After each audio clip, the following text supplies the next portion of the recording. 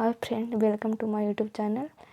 आज हम सामाजिक विज्ञान का एक सब्जेक्ट ज्योग्राफी का किताब देखेंगे। एनसीईआरटी बुक का नाम है पृथ्वी हमारा आवास, जो कक्षा 6 के लिए भूगोल का पाठ्य पुस्तक है। सबसे पहले देखिए एनसीईआरटी का फुल फॉर्म। इसका फुल फॉर्म होता है national council of educational research and training. ये नोट कर लीजिएगा, कभी कभी एग्जाम में पूछ देता है। इसका हिंदी देख लीजिए, राष्ट्रीय शैक्षणिक अनुसंधान और प्रशिक्षण परिषद, एग्जाम में पूछ देता है। और यह देखिए विषय सूची, जिसमें हमें पढ़ना है सबसे पहला चैप्टर में सौरमंडल में पृथ्वी। सेकंड चैप्टर में पढ़ना है ग्लोब, अक्षांश एवं देशांतर। तीसरा चैप्टर में पढ़ना पृथ्वी की गतियाँ। चौथा में पढ़ना है मानचित्र। पाँचवा में पढ़ना पृथ्वी के प्रमुख परिमंडल। 6 चैप्टर में पढ़ना पृथ्वी के प्रमुख स्थल रूप। 7 चैप्टर में पढ़ना हमारा देश भारत। 8 चैप्टर में पढ़ना भारत जलवायु वनस्पति तथा वन्य प्राणी। बाद हम देखेंगे भारत का संविधान का उद्देश्य का। हम भारत के लोग भारत को एक संपूर्ण प्रभुत्व संपन्न समाजवादी पंथ निरपेक्ष लोकतांत्रिक गणराज्य बनाने के लिए तथा उसके समस्त नागरिकों को सामाजिक, आर्थिक और राजनीतिक न्याय, विचार, अभिव्यक्ति, विश्वास, धर्म और उपासना की स्वतंत्रता, प्रतिष्ठा और अवसर की समता प्राप्त कराने के लिए तथा उन सब में व्यक्ति की गरिमा और राष्ट्र की एकता और अखंडता सुनिश्चित करने वाली बंधुता बढ़ाने के लिए दृढ़ संकल्प होकर अपनी इस संविधान सभा में आज तारीख 26 नवंबर 1949 ईस्वी को एक दल द्वारा इस संविधान को अंगीकृत, अधिनियमित और आत्मर्पित करते हैं। 49 ईस्वी को भारत के संविधान बनकर तैयार हुआ था। इस दिन सिर्फ 10 अनुच्छेद लागू हुआ था, बाकी अनुच्छेद 26 जनवरी 1950 को लागू हुआ था। का नाम है सौरमंडल में पृथ्वी। सौरमंडल के बारे में देखेंगे। सबसे पहले ब्रह्मांड देखेंगे, आकाशगंगा देखेंगे और सौरमंडल देखेंगे। कई आकाशगंगा मिलकर एक ब्रह्मांड बनता है और कई सौरमंडल मिलकर एक आकाशगंगा का निर्माण करता है। और सौरमंडल में हमारे 8 ग्रह हैं। अभी हमारे आकाशगंगा है, उसका नाम है मिल्की वे। ये चैप्टर के कुछ एक्स्ट्रा बात है जो हमने बता दी। अब चैप्टर को देखते हैं, चलिए आगे बढ़िए। अब सूर्यास्त होने के बाद आकाश को देखना कितना अच्छा लगता है। आसमान में पहले 1 या 2 चमकते बिंदु ही दिखते हैं, लेकिन बाद में इनकी संख्या बढ़ती जाती है। आप उनकी गणना नहीं कर सकते। संपूर्ण आकाश छोटी छोटी चमकदार वस्तुओं से भर जाती है, जिनमें से कुछ चमकीले होते हैं एवं कुछ धुंधले। ऐसे प्रतीत होते हैं मानो आकाश में हीरे जरे हुए हो। इनमें से कुछ टिमटिमाते प्रतीत होते हैं, लेकिन अगर आप उनको ध्यान से देखेंगे तो आप पाएंगे कि इनमें से कुछ की टिमटिमाहट अन्य से अलग है। ये बिना किसी टिमटिमाहट के चंद्रमा के समान चमकते हैं। इन चमकीली वस्तुओं के साथ आप लगभग प्रतिदिन चंद्रमा को भी देखते हैं। यह अलग अलग समय पर अलग आकार तथा अलग स्थितियों में दिखाई पड़ता है। आप पूर्ण चंद्र को लगभग महीने में एक बार देख सकते हैं। यह पूर्ण चंद्रमा वाली रात होती है या पूर्णिमा होती है। 15 दिन बाद आप इसे नहीं देख सकते हैं। यह नए चंद्रमा की रात होती है या अमावस्या होती है। ऐसी रात में अगर आसमान साफ है तो आप आसमान का अवलोकन अच्छी तरह से कर सकते हैं। क्या आपको इस बात पर आश्चर्य नहीं होता है कि हम दिन के समय चंद्रमा एवं इन सभी छोटी चमकीली वस्तुओं को क्यों नहीं देख पाते हैं? ऐसा इसलिए है क्योंकि सूर्य के अत्यधिक तेज प्रकाश के कारण रात के समय चमकने वाली वस्तुओं को हम दिन में नहीं देख पाते हैं। सूर्य, चंद्रमा तथा वे सभी वस्तुएं जो रात के समय आसमान में चमकते हैं उसे खगोलीय पिंड कहते हैं। देखिए यहाँ पर खगोलीय पिंड किसे कहते हैं? जो सूर्य, चंद्रमा तथा सभी चमकने वाली वस्तुएं जो रात के समय आसमान में चमकती है उसे खगोलीय पिंड कहते हैं। कुछ खगोलीय पिंड बड़े आकार वाले तथा गर्म होते हैं। ये गैस से बने होते हैं। इनके पास अपनी ऊष्मा तथा प्रकाश होता है जिसे वे बहुत बड़ी मात्रा में उत्सर्जित करते हैं। इन खगोलीय पिंड को तारा कहते हैं। सूर्य भी एक तारा है। पृथ्वी के सबसे नज़दीक तारा है सूर्य और तथा दूसरा नज़दीक तारा है प्रक्सिमा सेंचुरी। रात के समय चमकते हुए अनगिनत तारे सूरज के समान ही हैं, लेकिन हमसे बहुत अधिक दूर होने के कारण हम लोग उनकी ऊष्मा या प्रकाश को महसूस नहीं करते हैं तथा वे अत्यंत छोटे दिखाई पड़ते हैं। आपने अवश्य ध्यान दिया होगा कि कुछ दूरी से देखने पर सही वस्तुएं छोटी दिखाई पड़ती है। अत्यधिक ऊंचाई पर उड़ रहा हवाई जहाज कितनी छोटी दिखाई देता है। रात्रि में आसमान की ओर देखते समय आप तारों के विभिन्न समूह द्वारा बनाई गई विविध आकृतियों को देख सकते हैं। ये नक्षत्र मंडल कहलाते हैं। अर्सा मेजर या बिग बेयर इसी प्रकार का एक नक्षत्र मंडल है। बहुत आसानी से पहचान में आने वाला नक्षत्र मंडल है सप्तऋषि। यह 7 तारों का समूह है जो कि नक्षत्र मंडल अर्सा मेजर का भाग है। अपने परिवार या पड़ोसी में से किसी बड़े व्यक्ति से कहिए कि वह आपको आसमान में और अधिक तारों, ग्रहों तथा नक्षत्र मंडल को दिखाएं। प्राचीन समय में लोग रात्रि में दिशा का निर्धारण तारों के सहायता से करते थे। उत्तरी तारा उत्तर दिशा को बताता है, इसे ध्रुव तारा भी कहा जाता है। यह आसमान में हमेशा एक ही स्थान पर रहता है। हम सप्तऋषि की सहायता से ध्रुव तारा की स्थिति को जान सकते हैं। चित्र 1.1 में आप देखेंगे कि यदि सप्तऋषि मंडल के संकेतक तारों को आपस में मिलाते हुए एक काल्पनिक रेखा खींची जाए एवं उसे आगे की ओर बढ़ाया जाए तो यह ध्रुव तारा की ओर इंगित करेगी। कुछ खगोलीय पिंड में अपना प्रकाश एवं ऊष्मा नहीं होती है। वे तारों के प्रकाश से प्रकाशित होते हैं। ऐसे पिंड ग्रह कहलाते हैं। ग्रह, जिसे अंग्रेजी में प्लेनेट कहते हैं, यह ग्रीक भाषा के प्लेनेटाई शब्द से बना है जिसका अर्थ होता है प्रारंभिक अर्थात चारों ओर घूमने वाले। पृथ्वी जिस पर हम रहते हैं एक ग्रह है। यह अपना संपूर्ण प्रकाश एवं ऊष्मा सूर्य से प्राप्त करती है जो पृथ्वी के सबसे नज़दीक का तारा है। पृथ्वी को बहुत अधिक दूरी से जैसे चंद्रमा से देखने पर यह चंद्रमा की तरह चमकती हुई प्रतीत होती है। आसमान में दिखने वाला चंद्रमा एक उपग्रह है। यह हमारी पृथ्वी का सहचर है तथा इसके चारों ओर चक्कर लगाता हमारी पृथ्वी के समान 7 अन्य ग्रह हैं जो सूर्य के प्रकाश एवं ऊष्मा प्राप्त करते हैं। उनमें से कुछ के पास अपना चंद्रमा भी है। चलिए अब सौरमंडल के बारे में देखते हैं। हमारे सौरमंडल में पूरे 8 ग्रह हैं। 8 को एक बार देख लेते हैं। ग्रह में 4 होते हैं बाह्य ग्रह, 4 अंतःग्रह। अंतःग्रह बुध, शुक्र, पृथ्वी, मंगल और बाह्य ग्रह में आते हैं बृहस्पति, शनि, अरुण, वरुण। ये दोनों के बीच में होता है क्षुद्र ग्रह।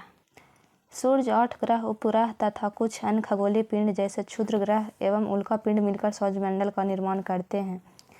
उसे हम सौर परिवार का नाम देते हैं जिसका मुखिया सूर्य है। सब देखिए अब सूर्य के बारे में पढ़ते हैं। सूर्य सौरमंडल के एक केंद्र में स्थित है। यह बहुत बड़ा है एवं अत्यधिक गर्म गैसों से बना है।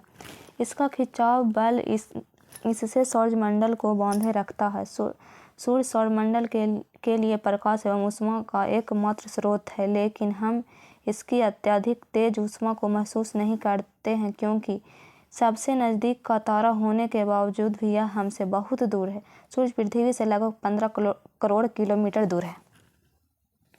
ये याद रखिएगा, सूर्य पृथ्वी से लगभग 15 करोड़ किलोमीटर दूर है। ग्रह के बारे में हमारे सौरमंडल में 8 ग्रह हैं। सूर्य से दूरी के अनुसार में बुध, शुक्र, पृथ्वी, मंगल, बृहस्पति, शनि, यूरेनस तथा नेपच्यून। सूर्य से उनकी दूरी के अनुसार अंग्रेजी में ग्रहों के नाम याद करने का आसान तरीका देखिएगा। My very efficient mother just served S nuts. My very efficient mother just served S nuts. एक और तरीका है, हिंदी मीडियम का है, सबसे आसान तरीका है, जो सप्ताह के 7 दिन नाम पर तो ध्यान में रखिएगा। सबसे पहले बुध से शुरू करते हैं। बुध, बृहस्पति छोड़ दीजिएगा, फिर शुक्र, शनि छोड़ दीजिएगा, रवि के जगह पे पृथ्वी का रख दीजिएगा, फिर सोम छोड़ दीजिएगा, मंगल रखिएगा, फिर बुध छोड़ के बृहस्पति रखिएगा, फिर शुक्र छोड़ के शनि, और उसके बाद यूरेनस तथा नेपच्यून। सौरमंडल के सभी 8 ग्रह एक निश्चित पथ पर सूर्य का चक्कर लगाते हैं। यह रास्ता दीर्घ वृत्ताकार में फैली हुई है। ये कक्षा कहलाते हैं। बुध सूर्य के सबसे नज़दीक है। अपनी कक्षा में सूर्य के चारों ओर एक चक्कर लगाने में इसे केवल 88 दिन लगते हैं। शुक्र को पृथ्वी का जुड़वा ग्रह माना जाता है क्योंकि इसका आकार एवं आकृति लगभग पृथ्वी के ही समान है। यहाँ पे नोट कीजिएगा, शुक्र पृथ्वी का जुड़वा ग्रह है माना जाता है क्योंकि इसका आकार एवं आकृति लगभग पृथ्वी के समान ही होती है, इसलिए इसको जुड़वा ग्रह कहा जाता है पृथ्वी का। अभी तक प्लूटो भी एक ग्रह माना जाता था, परंतु अंतर्राष्ट्रीय खगोलीय संगठन ने अपनी बैठक अगस्त 2006 में यह निर्णय लिया कि कुछ समय पहले खोज गए अन्य खगोलीय पिंड तथा प्लूटो बौने ग्रह कहे जा सकते हैं। प्लूटो को ग्रह से इसलिए हटाया गया क्योंकि सारा ग्रह अपने कक्षा में सूर्य के चारों ओर चक्कर लगाते थे और ये प्लूटो ग्रह था जो सारा कक्षा को टकरा कर सूर्य का परिक्रमा पूरा करता था। चलिए अब पृथ्वी के बारे में देखते हैं। सूर्य से दूरी के हिसाब से पृथ्वी तीसरा ग्रह है। आकार में यह 5वां सबसे बड़ा ग्रह है। यह ध्रुवों के पास थोड़ी चिपटी है। यही कारण है कि इसे आकार का भू-आव कहा जाता है। भू-आव का अर्थ है पृथ्वी के समान आकार। जीवन के लिए अनुकूल परिस्थितियां संभवतः केवल पृथ्वी पर ही पाई जाती है। पृथ्वी न तो अधिक गर्म है और न ही अधिक ठंडी। यहाँ पानी एवं वायु उपस्थित है जो हमारे जीवन के लिए आवश्यक है। वायु में जीवन के लिए आवश्यक गैस जिसे ऑक्सीजन मौजूद है। इन्हीं कारणों से पृथ्वी सौरमंडल का सबसे अद्भुत ग्रह है। अंतरिक्ष से देखने पर पृथ्वी नीले रंग की दिखाई पड़ती है क्योंकि इसकी 2/3 सतह पानी से ढकी हुई है, इसलिए इसे नीला ग्रह कहा जाता है। पृथ्वी पर जीवन इसलिए संभव है क्योंकि आवश्यक गैस जैसे ऑक्सीजन मौजूद है, इसी कारण पृथ्वी पर जीवन संभव है। पृथ्वी नीले रंग की इसलिए दिखाई पड़ती है क्योंकि इसका 2/3 सतह पानी से ढकी हुई है, इसलिए इसे नीला ग्रह भी कहा जाता है। क्या आप जानते हैं प्रकाश की गति लगभग 3 लाख किलोमीटर प्रति सेकंड है। इस गति के बावजूद सूर्य का प्रकाश को पृथ्वी तक पहुंचने में लगभग 8 मिनट का समय लग जाता है। देखिए यहाँ पे 8 मिनट है, पर कहीं कहीं 8 मिनट 20 सेकंड भी रहता है। अब चंद्रमा के बारे में देखेंगे। हमारी पृथ्वी के पास केवल एक उपग्रह है, चंद्रमा। इसका व्यास पृथ्वी के व्यास का केवल 1/4 है। यह इतना बड़ा इसलिए प्रतीत होता है क्योंकि यह हमारे ग्रह से अन्य खगोलीय पिंड की अपेक्षा नज़दीक है। यह हमसे लगभग 3,84,400 किलोमीटर दूर है। अब आप पृथ्वी से सूर्य एवं चंद्रमा की दूरियों की तुलना कर सकते हैं। रोचक तथ्य: नील आर्मस्ट्रॉन्ग पहले व्यक्ति थे जिन्होंने 20 जुलाई 1969 को सबसे पहले चंद्रमा की सतह पर कदम रखा था। मालूम करो कि क्या कोई भारतीय चंद्रमा पर गया है। कहीं कहीं पे 20 जुलाई की जगह 21 जुलाई भी लिखा हुआ रहता। अब सबसे पहला भारतीय थे राकेश शर्मा जो चंद्रमा पर कदम रखे थे। उपग्रह एक खगोलीय पिंड है जो ग्रहों के चारों ओर उसी प्रकार चक्कर लगाता है जिस प्रकार ग्रह सूर्य के चारों ओर चक्कर लगाते हैं। मानव निर्मित उपग्रह एक कृत्रिम पिंड है। यह वैज्ञानिकों के द्वारा बनाया गया है जिसका उपयोग ब्रह्मांड के बारे में जानकारी प्राप्त करने एवं पृथ्वी पर संचार माध्यम के लिए किया जाता है। इसे रॉकेट के द्वारा अंतरिक्ष में भेजा जाता है एवं पृथ्वी की कक्षा में स्थापित कर दिया जाता है। अंतरिक्ष में उपस्थित कुछ भारतीय उपग्रह इनसैट, IRS, एडुसैट इत्यादि हैं। देखिए यहाँ पे रॉकेट का प्रक्षेपण, रॉकेट का पृथ्वी पर गिरना, उपग्रह का कक्षा में प्रवेश करना। चंद्रमा पृथ्वी का एक चक्कर लगभग 27 दिन में पूरा करता है। लगभग इतने ही समय में यह अपने अक्ष पर एक चक्कर भी पूरा करता है। इसका परिणाम स्वरूप पृथ्वी से हमें चंद्रमा का केवल एक ही भाग दिखाई पड़ता है। चंद्रमा का परिस्थितियां जीवन के लिए अनुकूल नहीं है। इसके सतह पर पर्वत, मैदान एवं गड्ढे हैं जो चंद्रमा की सतह पर छाया बनाते हैं। पूर्णिमा के दिन चंद्रमा पर इनकी छाया भी देखा जा सकता है। बहुत पुराना किस्सा है जिसमें बूढ़ी दादी बताते थे कि चंद्रमा पर एक उल्टा पेड़ है, पर ऐसा चंद्रमा पर कोई पेड़ नहीं है। वहाँ पर्वत, मैदान एवं गड्ढे हैं जिस पर्वत का ही छाया चंद्रमा में दिखाई देता है। क्षुद्र ग्रह, तारों, ग्रह एवं उपग्रहों के अतिरिक्त असंख्य छोटी पिंड भी सूर्य के चारों ओर चक्कर लगाते हैं। इन पिंडों को क्षुद्र ग्रह कहते हैं। ये मंगल एवं बृहस्पति की कक्षाओं के बीच पाए जाते हैं। वैज्ञानिकों के अनुसार क्षुद्र ग्रह के ही भाग होते हैं जो कि बहुत वर्ष पहले विस्फोट के बाद ग्रहों से टूटकर अलग हो गए हैं। ये देखिए क्षुद्र ग्रह का एक चित्र है। उल्का पिंड, सूर्य के चारों ओर चक्कर लगाने वाले पत्थरों के छोटे छोटे टुकड़े को उल्का पिंड कहते हैं। कभी कभी उल्का पिंड पृथ्वी के इतने नज़दीक आ जाते हैं कि इनकी प्रवृत्ति पृथ्वी पर गिरने की होती है। इस प्रक्रिया के दौरान वायु के साथ घर्षण होने के कारण ये गर्म होकर जल जाते हैं। फलस्वरूप चमकदार प्रकाश उत्पन्न होता है। कभी कभी कोई उल्का पूरी तरह जले बिना पृथ्वी पर गिरती है। कुछ दिन पहले ही बिहार के मधुबनी जिला में एक उल्का पिंड गिरा था। यह अपने तारों वाले खुले आकाश में एक ओर से दूसरी ओर तक फैली चौड़ी सफ़ेद पट्टी की तरह एक चमकदार रास्ते को देखा है। यह लाखों तारों का समूह है। यह पट्टी आकाशगंगा मिल्की वे है। हमारा सौरमंडल इस आकाशगंगा का एक भाग है।